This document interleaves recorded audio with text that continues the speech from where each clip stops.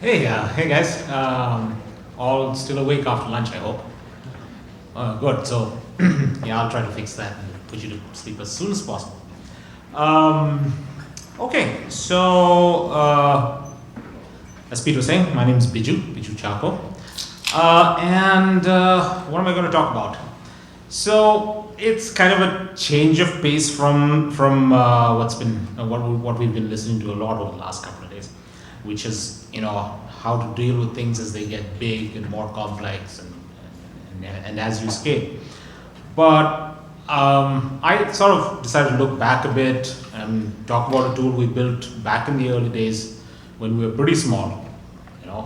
It's going to be a short talk, small talk about a small tool, but that how that tool did really make some amount of difference, actually a fair amount of difference for us.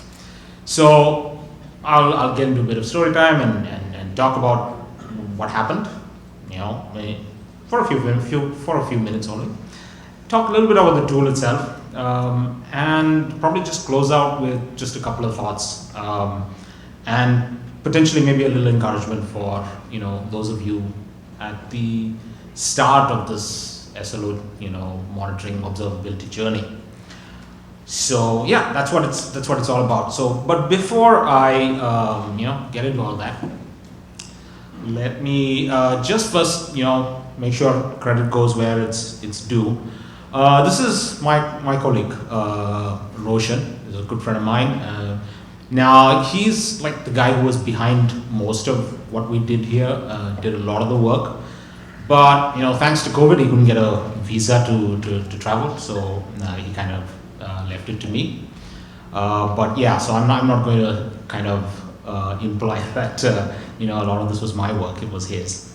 And I'll probably toss out the disclaimer. Maybe I'm not going to be able to go into as much detail as Roshan would, but let's hope it works. So going on from there. First, let's set a little bit of context, and I'm hoping this is going to sound familiar to some of you. So three and a half years ago, when I joined Squadcast, which is a small, fairly early stage startup, which is even earlier stage startup at that point. It was pretty small. I mean, we were like 4 engineers. We were like, pretty small, no money. We had obviously feeling a lot of pressure from the VCs and from customers to actually have features that people wanted to use. And yeah, we were scrambling to just get stuff done. And when I came in there, I would say that, I think we were the poster child for every anti-pattern you could think of, right? I mean, we just hacked together some stuff and we were kind of pushing it out the door. There wasn't much, there wasn't enough testing. There's never enough testing, but this was really not enough testing. There wasn't, monitoring was very minimalistic and pretty hit or miss. And like, we were just so few people that we weren't in a position to, or rather, we were feeling that pressure to push features out, and all of this stuff was getting neglected. And predictably, this meant that our reliability story was fairly pathetic, to be honest. It wasn't so bad that we were losing customers, but it wasn't good enough to really build a lot of confidence in them. And we're an incident management tool. We're supposed to be more reliable than whatever you're monitoring. At least, and that at that time it was kind of hit or miss, and it wasn't great. It really wasn't great at all. And and that's when we kind of brought Roshan, who's a SRE. We brought him on board to help us just get that side of things sorted out and try to get us up to some point. And he took a look at things, and one of the first things he said is like, we can't just sort of talk SLOs. We've got to walk that talk as well. We've got to really measure. We've got to really see where we're going, and and based on that, at least we'll know really where we are. Right now, we had something which was just, we know we're in a bad place, right? But we don't know exactly what that means. So he started wiring together stuff. A lot. Initially it was like a lot of Bash scripts and just Python, and just all wired together with baling wire and duct tape and trying to get something going. And we kind of started running into fairly basic minor problems, and it kind of says something about the place where we were, that even those things were challenges for us. We didn't have the bandwidth to deal with it, and I was getting a lot of pushback from management saying, okay, if it's not working, it's not working, don't waste time on that, let's push out some more features. It's like, why do we want to push out more features if people aren't going to be able to use them properly, if they're not reliably usable, right? So we started trying to hit those problems one by one. I like to say we, but let's face it, it was basically Roshan. And basic stuff. First thing, right? Like I said, we were like 2 or 3 people trying to do everything. Now 4 with Roshan, and basically our monitoring at that point was just like a mishmash of different things, and they weren't really talking to each other. And that's not to say that they couldn't talk to each other. We just hadn't taken those steps. And so a lot of our SLIs were coming from, key things were coming from different systems, and it was just difficult to just visualize all of them at one place, right? And so that was probably one of the first things we started doing, and this is when we started working on, like I said, this mess of scripts that eventually became the SLOTracker application, right? So started pulling in things. Now, again, and this is going to be a theme that's going to come in, that's saying that there are probably better ways to do this, but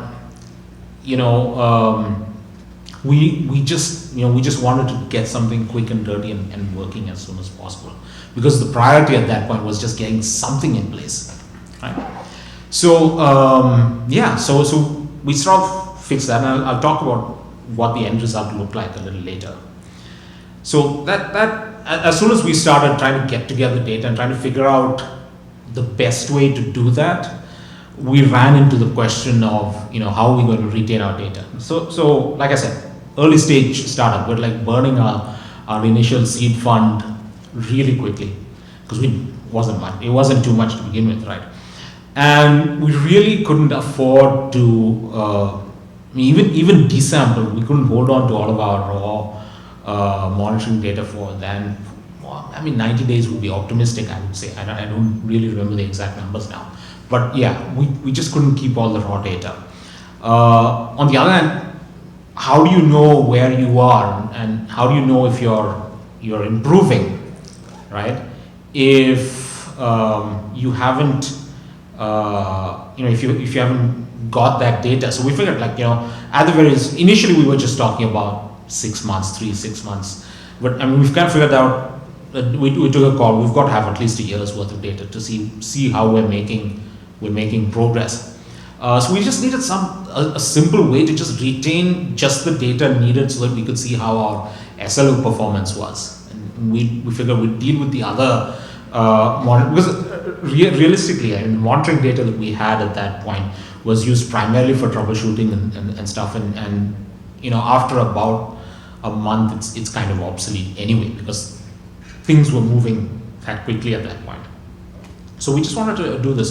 So we came up with this thing of just keeping just enough data to sort of model so that we'd have a record of how we were performing against our SLOs, right? And discarding everything else, right? And this is where so at this point we were sort of collecting some amount of data. It wasn't super accurate, but it was at least giving an idea of where we were, and we started feeling that pressure of saying, okay, we are this far away from where we want to be. And it was a big gap between what we want to achieve. I'm not going to toss out actual numbers for fear of embarrassing myself, but it wasn't great. It wasn't great. All right. Yeah. So we started trying to dig into this, trying to fix stuff, trying to figure out where the gaps were being created, and we realized that one of the significant parts of it was just false positives, right? False positives and false negatives to a lesser extent, right? One of the things that we were doing a lot of at that point of time were doing these distributed latency availability checks, like from around the globe, and those tend to generate a whole bunch of false positives, especially the checks that are sitting behind the Great Firewall of China. They tend to flake out for no real reason. So we were getting a lot of indications that, we were getting reports that the system was down or slow or not working properly. And when you studied it and we looked at it, we figured out that's not really true. So there's a lot of false positives there. We were occasionally also getting false negatives when things were going down, and it wasn't showing up on any of our stuff. That was less common though. And those were mostly on more fine-grained kind of issues. So we really needed, again, now ideally you want to sort this out. You want to fix this such that you can trust the information that's coming out of your monitoring systems. That's the correct thing to do. But sometimes it's, and in our situation at that point of time, we just had to sort of grin and bear it and try to work around it at that point.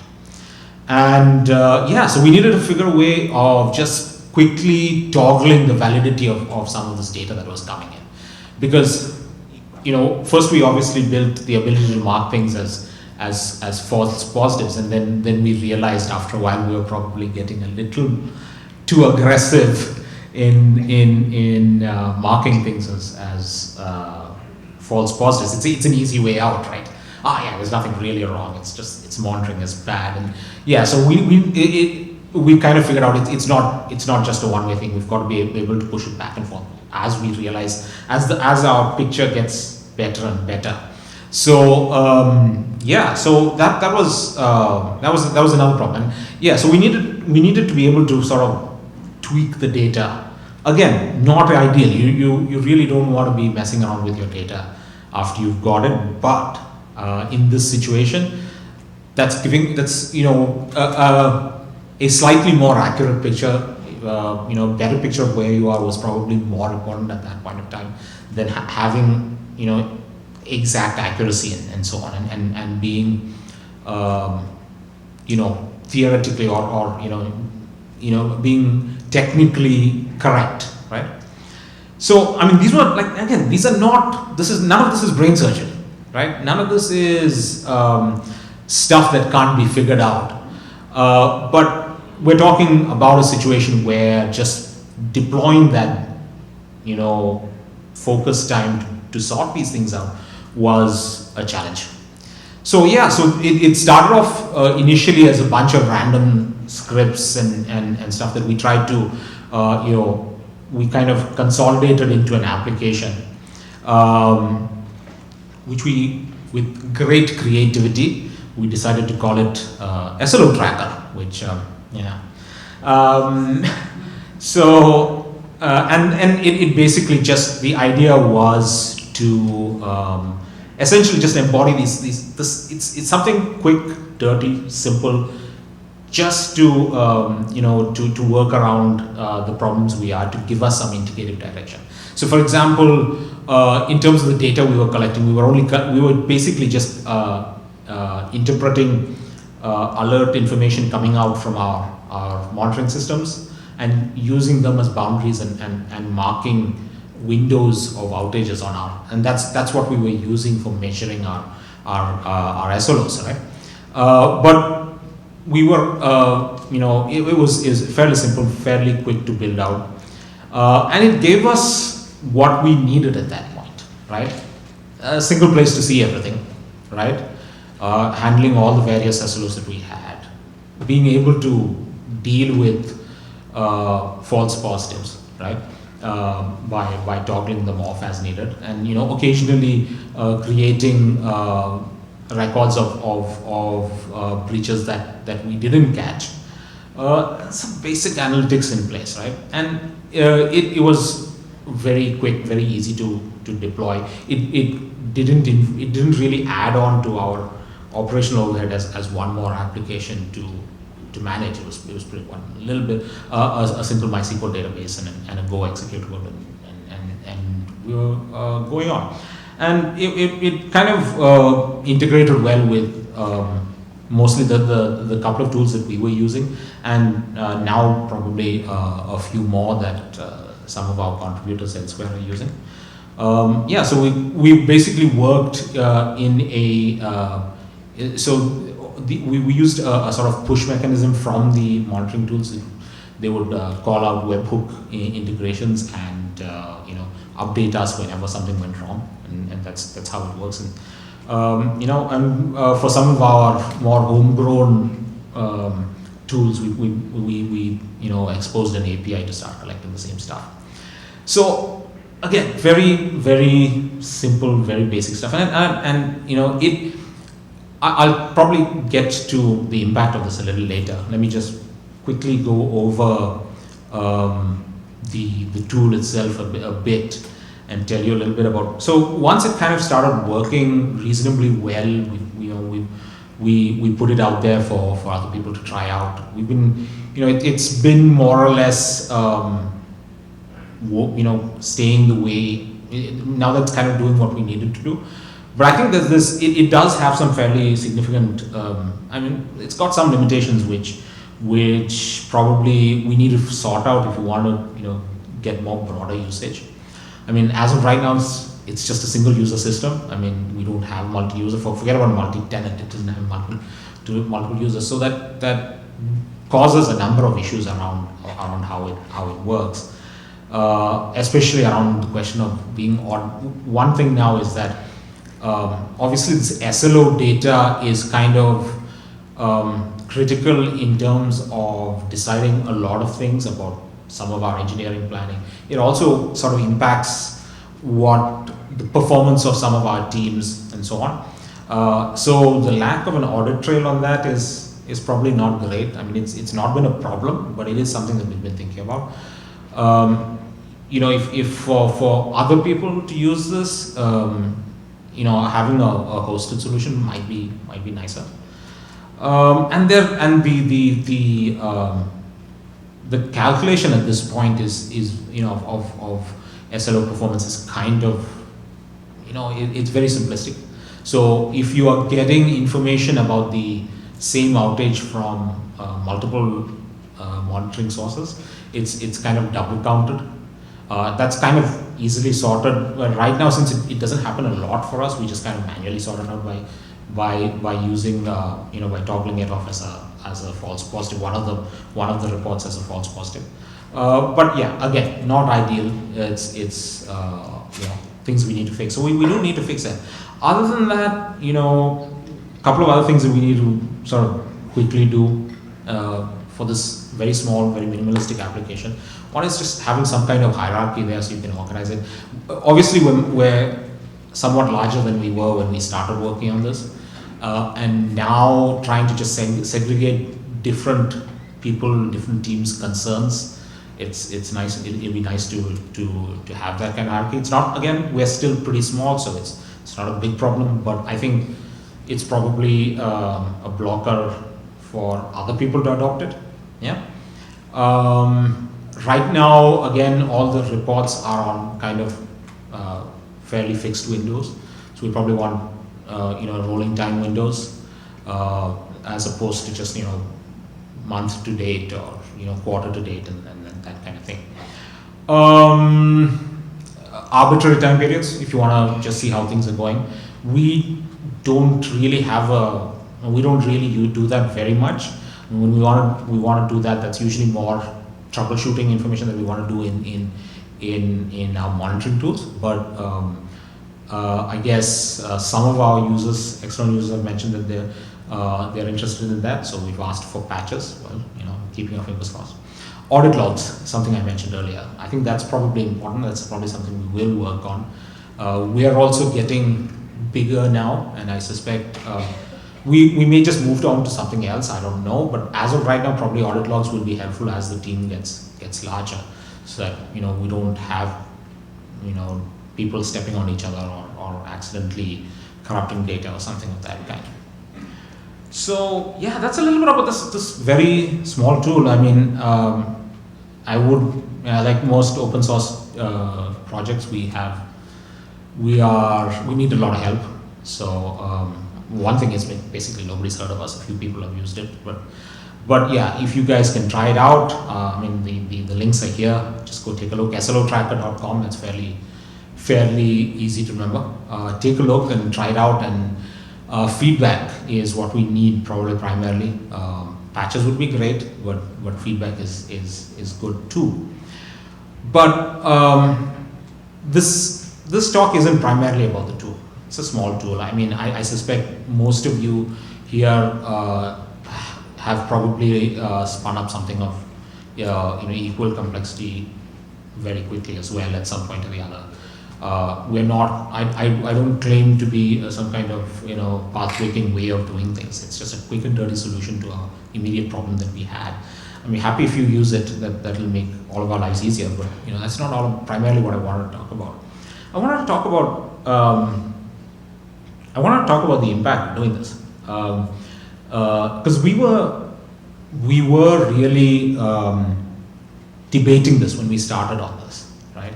And there was this conversation of, look, let's not start off something half-assed and have to redo it later, right? Let's if we're going to do it, let's do it right, for specific values of right, and everybody's definition of that was different. And honestly, we were in a certain amount of paralysis around this.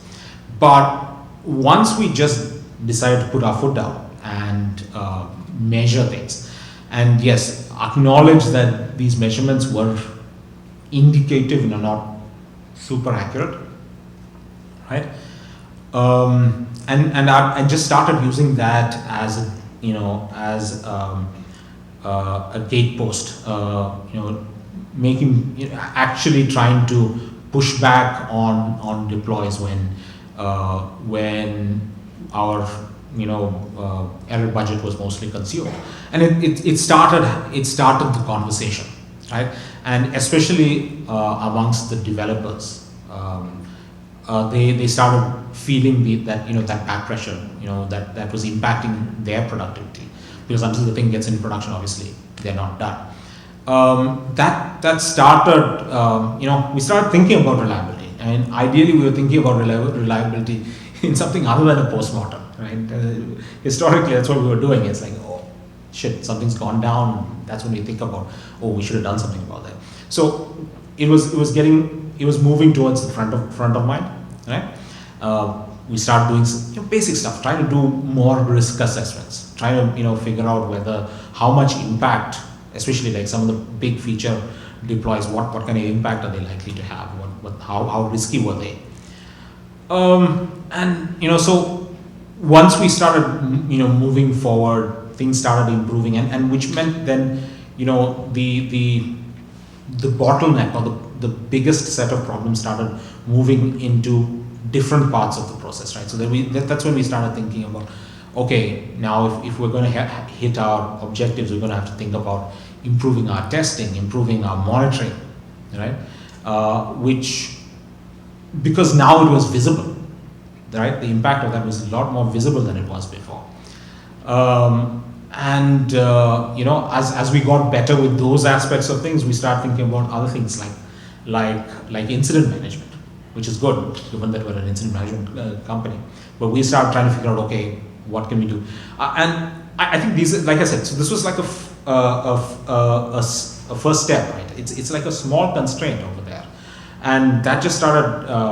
It had a sort of domino effect going backwards through all of our processes and trying to forcing us to think about what are the different ways we can try to improve our performance, improving our processes across that, right? And so that's what we learned. So we started figuring out, right, that we looked at SLOs at that point as primarily a gatepost to start of improve the quality of our employees. But I would say that fallover effect, that domino effect on our overall processes was probably a bigger impact for us. All right. I mean this. So I have some amount of background in lean and there's this concept in lean of stopping the line in Kanban, for example, of stopping the line when a defect is discovered, right? Of creating back pressure in the process, right? And I've kind of started understanding SLOs as a sort of unambiguous way of doing that, and I was surprised. I was surprised to see how much it was forcing us to improve across the board, right? The other thing is just be pragmatic, right? Especially when you're a small team, when you don't have much budget, it's often difficult to get into grand schemes of significant process change, significant tooling getting deployed. So it's probably best to just get something out the door, and quick and dirty is better than elegant and incomplete, right? And it's okay to compromise. It is okay to compromise as long as you're committed to eventually sorting that out down the line, right? And I don't know what the picture is in wherever you guys are, but talking to a lot of people in Bangalore where I am,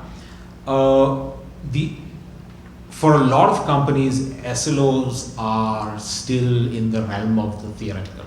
Everybody likes them in theory, and everybody's ignoring them in practice, right?